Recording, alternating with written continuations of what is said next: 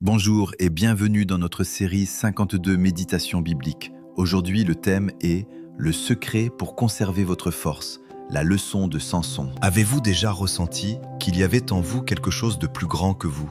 Une force, une intuition, une capacité à surmonter des épreuves qui auraient dû vous briser. Ce n'est pas un hasard. La Bible nous enseigne que Dieu ne nous envoie pas dans ce monde les mains vides. Il dépose en chaque enfant de Dieu un trésor, une onction, une force spirituelle pour accomplir une destinée. Vous êtes spirituellement un colosse. Vous avez le potentiel de renverser des situations impossibles. Mais la question n'est pas de savoir si vous avez la force. La vraie question est, savez-vous comment la conserver? Regardez l'histoire de Samson.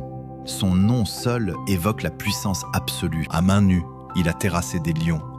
Avec une simple mâchoire d'âne, il a mis en déroute une armée entière. Pourquoi?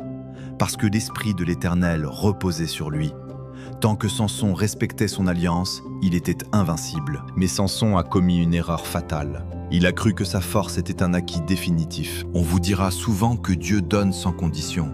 Mais la parole nous montre que si le don est gratuit, la demeure de l'onction exige la sainteté. Samson a commencé à jouer avec son secret.